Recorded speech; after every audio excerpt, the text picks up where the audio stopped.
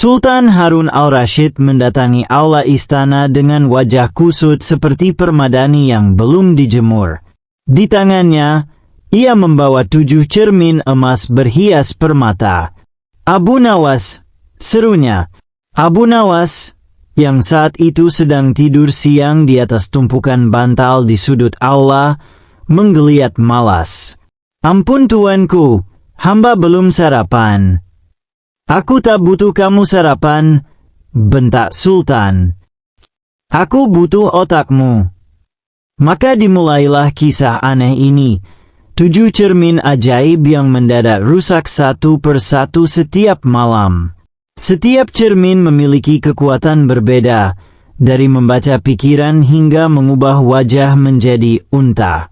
Dan hanya satu orang di seluruh Baghdad yang bisa mengungkap misterinya, tentu saja Abu Nawas. Cermin pertama pecah malam itu.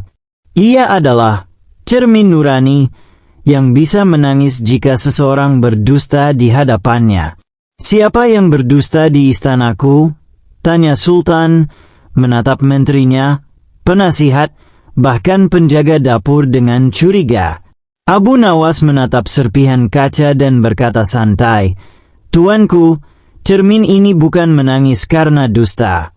Ia menangis karena melihat siapa yang sebenarnya paling sering membohongi dirinya sendiri." Semua terdiam. Lalu semua menoleh pada Sultan. Sultan merah padam. Tapi ia hanya tertawa kaku. "Kau memang licin seperti belut yang disabuni madu, Abu Nawas." Malam kedua, pecahlah cermin bisik-bisik yang bisa memperdengarkan segala gosip orang istana. Tentu saja, banyak yang panik. "Itu pasti ulah pembantu istana," kata menteri.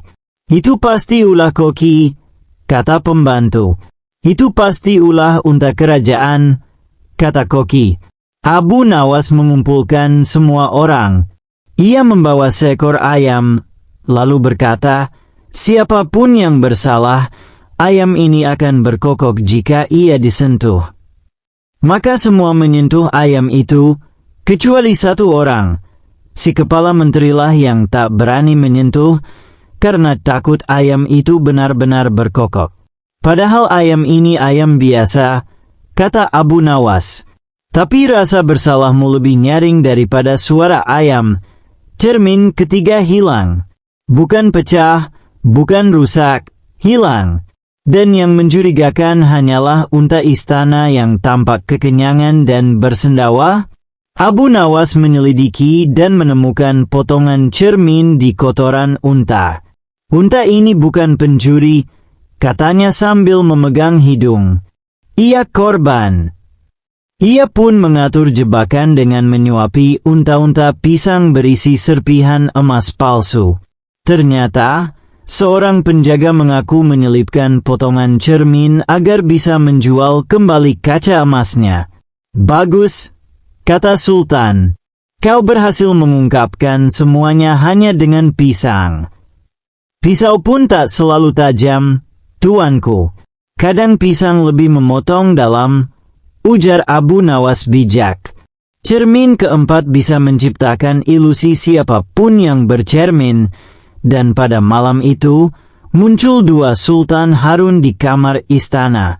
Yang satu menyanyi dangdut, yang satu membaca puisi. Abu Nawas datang sambil membawa semangkuk semur unta. Kepada siapa semur ini lebih menggoda, dialah sultan palsu, katanya. Yang satu menjawab, "Aku tidak lapar, aku sudah puasa Senin Kamis." Yang satu langsung melahap semurnya dengan lahap. Abu Nawas tertawa, "Tuanku Sultan yang asli tak akan melewatkan semur unta buatan dapur kerajaan." Sultan asli mengangguk puas. "Dan yang palsu?" "Ilusi yang terlalu suci itu pasti ciptaan si cermin, karena tak ada manusia sejati yang tahan dengan aroma semur." Cermin kelima, cermin perasa, menangis, tertawa, bahkan marah mengikuti suasana hati pemiliknya.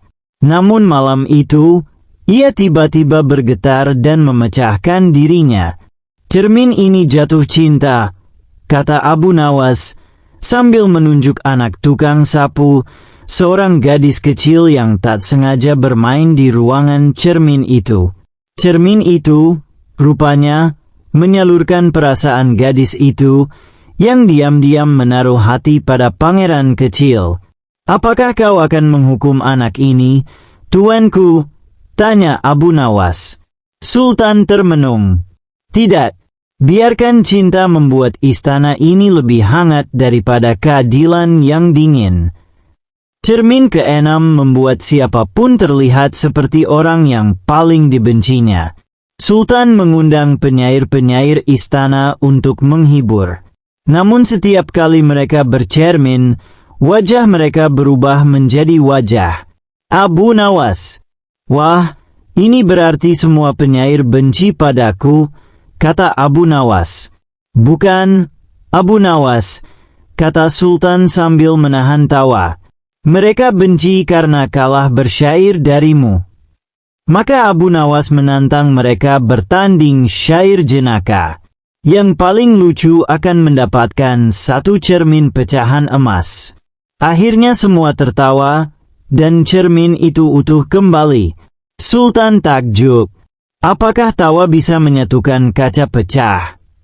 "Bukan tawa, tuanku, tapi niat baik yang jujur, walau dibungkus lelucon." Cermin ketujuh adalah yang paling berbahaya. Ia memunculkan isi hati terdalam siapapun yang menatapnya. Dan pada malam terakhir, Sultan sendiri yang memecahkannya. Ia memperlihatkan bahwa aku iri pada Abu Nawas, bisik Sultan lirih. Abu Nawas berlutut. "Tuanku, kejujuran itu bukan untuk mempermalukan, tapi untuk menyembuhkan." Sultan menangis, lalu memeluk sahabatnya itu. "Bagaimana kau bisa membuatku tertawa dan belajar sekaligus, Abu Nawas?" Abu Nawas tersenyum. "Karena dunia ini penuh cermin, tuanku. Tapi hanya yang jujur yang tahu kapan harus menertawakan bayangannya sendiri." Beberapa hari setelah insiden 7 cermin, Sultan Harun al-Rashid digegerkan kabar bahwa unta kesayangannya bisa bicara. "Tuanku!" seru kepala penjaga kandang. Unta baginda bersuara seperti manusia. Tapi sayangnya, semua yang ia katakan adalah bohong. Sultan segera menuju kandang unta. Di sana, seekor unta duduk santai sambil mengunyah jerami. Seketika, terdengarlah suara berat seperti bapak-bapak berdagu dua. "Aku ini sebenarnya jelmaan Raja Mesir.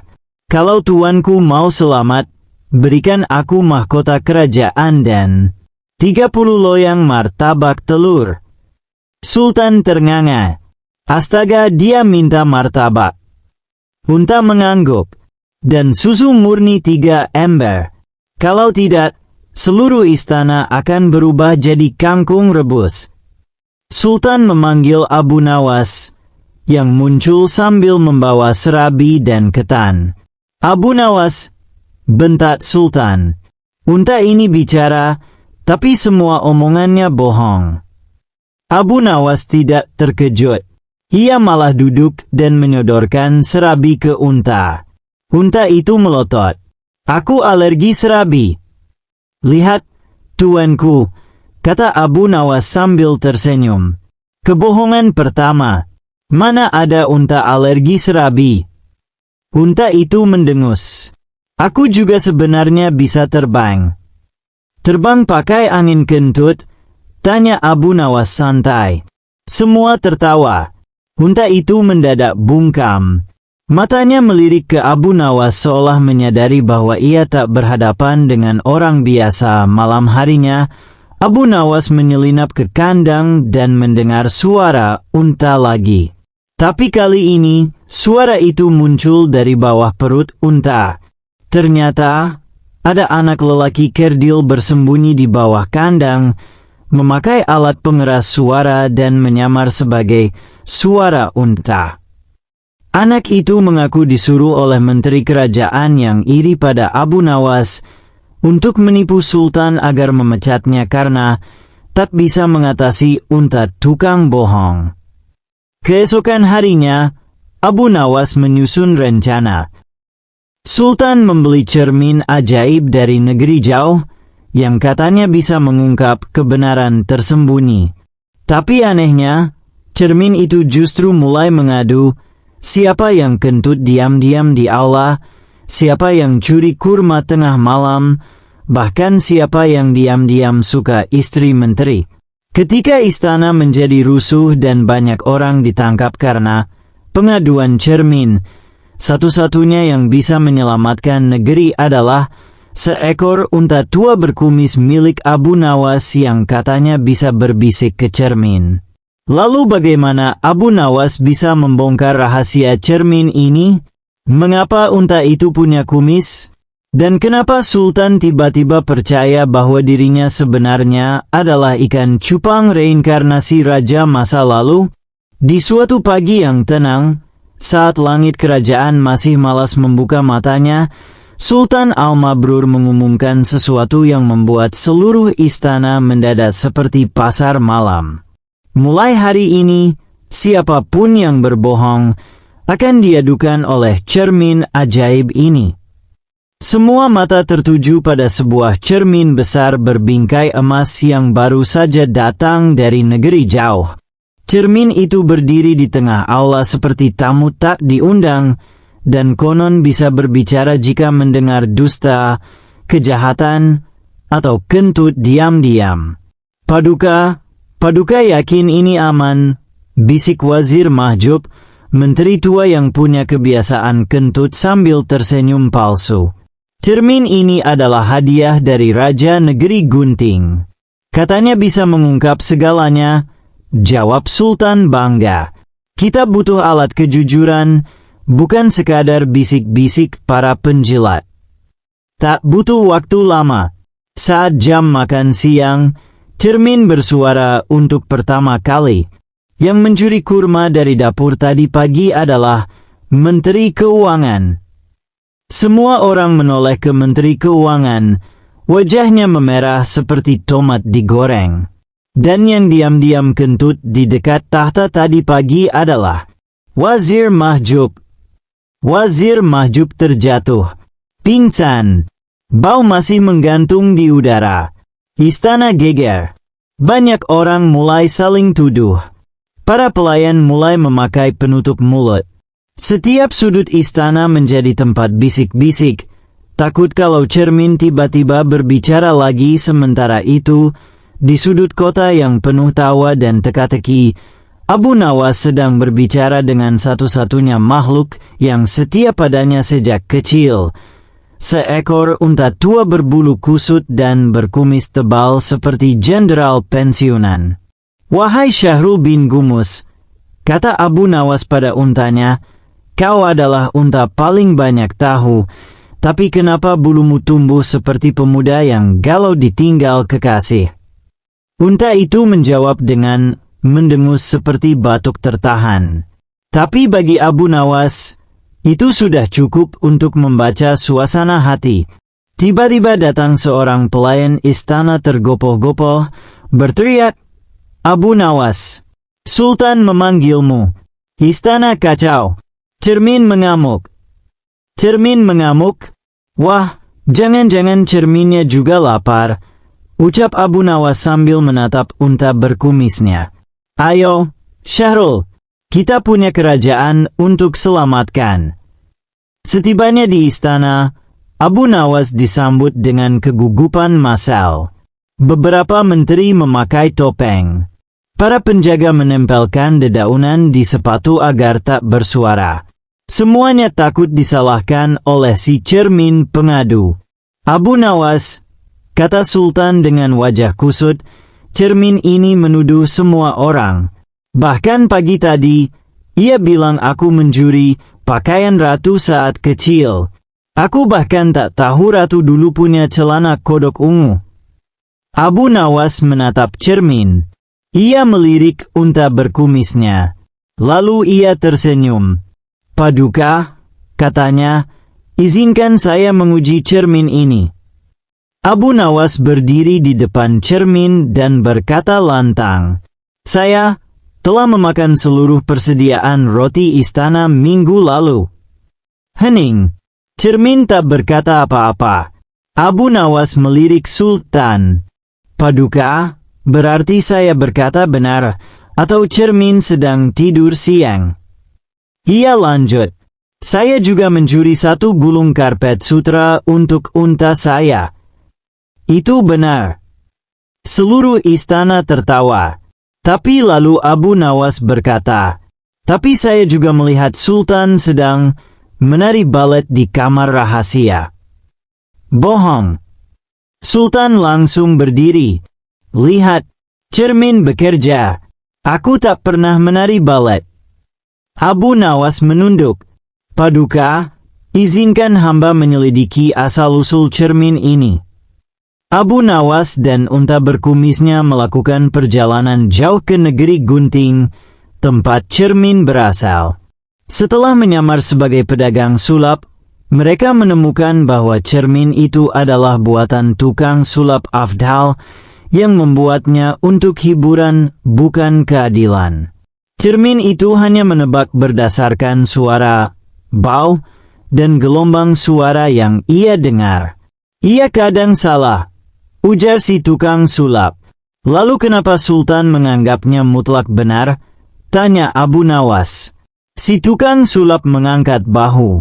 "Karena kadang orang lebih percaya benda ajaib daripada logika." Setelah kembali ke istana, Abu Nawas mengatur panggung. Ia membuat siaran langsung seluruh istana. Abu Nawas membawa unta berkumisnya ke depan cermin. Lalu ia berbisik sesuatu ke telinga unta. Unta itu mendekat ke cermin, dan "Sultan sedang berbohong hari ini." Sultan kaget. "Apa? Aku tidak berbohong." Abu Nawas tersenyum. "Paduka, lihat, unta saya hanya mengembit ke cermin. Tapi cermin menuduh Anda." Semua terdiam. Perlahan, Sultan menyadari cermin itu tak bisa dipercaya sepenuhnya. Setelah itu, Sultan membuang cermin ke kolam, namun menyimpan bingkainya sebagai pengingat. Ia berkata, "Abu Nawas, kau benar. Kejujuran tak bisa dibeli dari negeri asing. Ia tumbuh dari hati dan dari orang-orang yang berani tertawa saat kebenaran terasa pahit." Unta berkumis mendengus dengan anggun. Beberapa pelayan bersumpah melihatnya tersenyum. Sebuah karavan dari timur jauh datang ke istana membawa hadiah misterius. Sebuah cermin besar berbingkai emas yang konon katanya bisa mendeteksi kebohongan. Sang Sultan begitu terpesona. "Cermin ini akan kuberikan kepada siapa saja yang paling jujur di negeri ini," ucap Sang Sultan bangga, sembari mengumumkan sayembara. Rakyat pun geger. Semua ingin mencoba cermin tersebut. Tapi anehnya, setiap yang berdiri di depannya dan berbohong, cermin itu mengeluarkan asap hitam dan terdengar suara "dusta" dengan gaya dramatis seperti aktor teater. Mulailah warga satu persatu mencoba peruntungan, dan satu persatu pula diusir dengan wajah penuh malu karena ketahuan dusta. Bahkan menteri kepercayaan Sultan pun tersingkir. Sultan pun penasaran dan berkata, "Panggil Abu Nawas. Dia satu-satunya yang bisa membuat cermin ini bicara lebih dari sekadar dusta." Abu Nawas datang dengan langkah santai. Pakaiannya compang-camping karena habis membantu anak-anak yatim, namun wajahnya tetap tersenyum penuh teka-teki.